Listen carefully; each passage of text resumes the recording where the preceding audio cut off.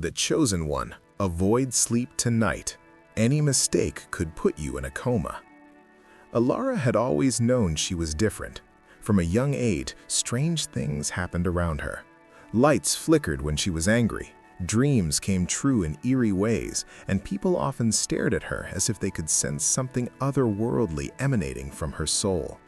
She dismissed it as coincidence until her 21st birthday, when an ancient book appeared on her doorstep. No note, no sender. Inside, in faded ink, were prophecies about the Chosen One, a guardian destined to stand between the world of light and the encroaching darkness. The book described her perfectly, born under a rare celestial alignment, marked by a faint star-shaped birthmark on her wrist, gifted with visions but burdened with isolation. Elara was the Chosen One, selected by forces beyond human understanding to prevent an ancient evil from awakening. The entity, known only as the Shadow Veil, slumbered in the ethereal plane, feeding on human fears and complacency. Every few centuries, it stirred, seeking to pull the world into eternal night. But the prophecy came with a dire warning. The Chosen One must remain vigilant. Sleep was the gateway. In dreams, the veil could infiltrate, twisting the guardian's mind until they surrendered willingly, or worse, fell into an unbreakable coma, trapping their soul while their body wasted away in the waking world. Elara laughed it off at first, a fairy tale surely. But that night, as exhaustion tugged at her eyelids, a voice echoed in her mind, clear, urgent, and not her own. Chosen One, avoid sleep tonight. Any mistake could put you in a coma. Don't sleep. She bolted upright in bed, heart pounding. The room was dark, but she felt eyes watching her from the shadows. The birthmark on her wrist burned like fire. This was real. The days blurred into a relentless battle against fatigue. Elara researched frantically, piecing together fragments from old forums, forgotten myths, and cryptic spiritual texts. The veil targeted the Chosen One during vulnerable moments, especially the first night of full awareness. If she slept now, before completing the binding ritual described in the book, the entity would ensnare her consciousness. Her body would slip into a coma. Doctors would call it unexplained, perhaps a rare neurological failure. But her soul would be imprisoned forever, feeding the darkness until it grew strong enough to consume everything. She paced her small apartment, brewing endless pots of coffee, blasting music to stay alert. The clock ticked mockingly. Midnight came and went. Her eyes stung, her limbs heavy as lead. Visions assaulted her, whispers promising rest, showing her peaceful dreams of beaches and loved ones long lost. Just close your eyes. You're safe. You're tired. Sleep. But Elara resisted. She recited the ritual words from the book, lighting candles in a sacred pattern on the floor. The air grew thick, charged with energy. Shadows writhed in the corners, forming tendrils that reached for her. By 3 a.m., doubt crept in. Was this madness? Paranoia from too much caffeine and isolation? She hadn't told anyone, not her friends, not her family. Who would believe her? I'm the Chosen One, and if I sleep, I'll fall into a coma forever. They'd commit her, not help. A particularly vivid hallucination, or was it, appeared. Her mother, deceased for years, sitting on the bed. Sweetheart, you fought enough. Rest now. Tears streamed down Elara's face. She almost gave in, lying back on the pillow. But then the voice returned, stronger. Don't sleep. Any mistake. Coma. The world needs you awake. She jumped up, splashing cold water on her face, pinching her arms until they bruised. Dawn was approaching, the critical hour. The ritual required her to hold vigil until sunrise, sealing the barrier with her willpower. The veil fought back fiercely. The room temperature plummeted, objects flew off shelves. Elara's vision blurred as exhaustion peaked. She collapsed to her knees, chanting the final incantation through chattering teeth. You cannot have me, she gasped. As the first rays of sunlight pierced the curtains, a wave of warmth flooded her body. The shadows recoiled, screeching into nothingness. The burning in her birthmark faded to a gentle glow. Silence fell, only broken by her ragged breathing. Elara had won, for tonight. But the book warned this was only the beginning. The veil would return, stronger each time, testing her resolve. Sleep would always be a risk, a temptation laced with danger. Some chosen ones before her had failed, their comatose bodies discovered in remote places, eyes open but unseeing, souls lost to the void. Exhausted but triumphant, Elara allowed herself a brief nap in the daylight, safe for now. She was the guardian, the light bearer, and she would stay awake as long as it took to protect the world. Yet deep down, she wondered how many nights could one person endure before the darkness claimed its due. The prophecy offered no happy ending, only eternal vigilance. And tonight, when the moon rose again, the warning would echo once more. Chosen one, avoid sleep. Any mistake could put you in a coma. Don't sleep. In the bustling city of Eldritch, where skyscrapers pierced the foggy skyline like ancient monoliths, lived a young woman named Elara Voss. At 25 years old, she worked as a librarian in a dusty old archive, surrounded by forgotten tomes that whispered secrets of bygone eras. Elara had always felt out of place in the modern world. Her pale skin, raven black hair, and piercing emerald eyes marked her as someone who belonged to a different time, perhaps a fairy tale or a nightmare. Strange occurrences had plagued her since childhood, clocks stopping when she entered a room, animals following her with unnerving loyalty, and dreams that bled into reality. Once, as a teenager, she dreamed of a fire in her neighbor's house, only to wake to sirens and flames devouring the building next door. She learned to keep these gifts hidden, dismissing them as quirks of an overactive imagination. But on the eve of her 25th birthday, January 7, 2026, everything changed. The world outside her modest apartment was alive with the hum of city life, cars honking in the distance, the faint glow of neon signs reflecting off rain-slicked streets. Elara returned home after a long shift, her coat dripping from the winter drizzle, carrying a stack of borrowed books. As she fumbled for her keys, she noticed a peculiar package on her doorstep. It was an antique wooden box, ornately carved with symbols that resembled constellations and runes. No address, no postage, just her name etched in the lid in elegant script. Curiosity overrode caution. Inside, nestled in velvet lining, was a leather-bound book, its pages yellowed with age. The title, embossed in gold, read, "The Veil of Shadows, Prophecies of the Chosen." Elara's heart skipped a beat. Flipping through, she found illustrations of ethereal beings, battles between light and dark, and a recurring motif, a star-shaped mark, identical to the birthmark on her inner wrist.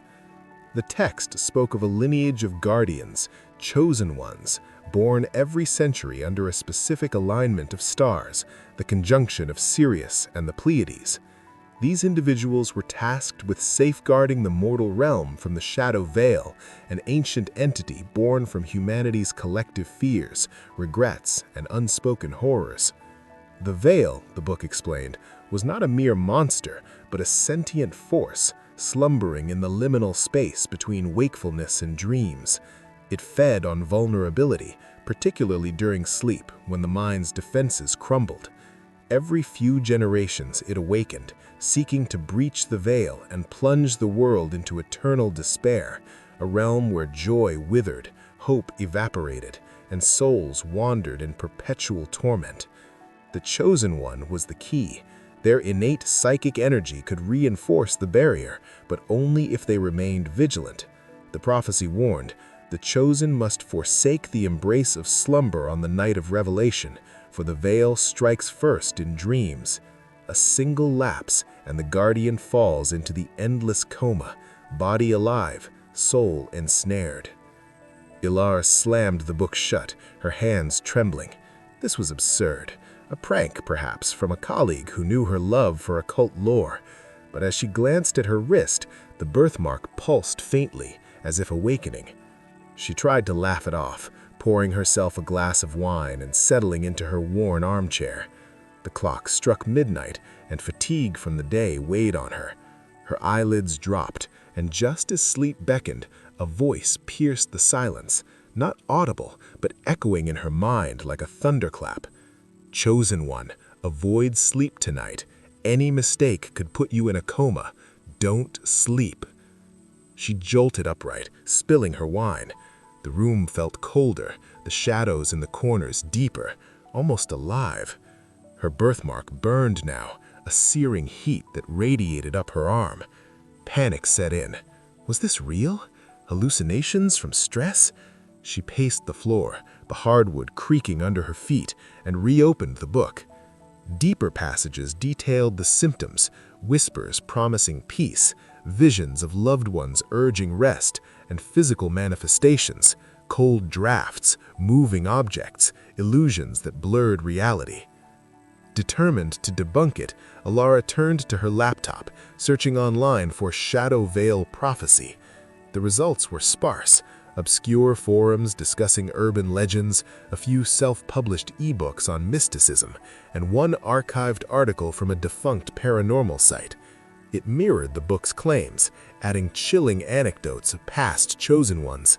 In 1926, a woman named Clara Thorne was found comatose in her London flat, eyes wide open, muttering about shadows. Doctors diagnosed it as a rare catatonic state. She never woke, dying years later in an asylum. Similar cases dotted history, always on the cusp of a global crisis, like wars or pandemics, as if the veil fed on collective turmoil. By 1 a.m., doubt gave way to fear.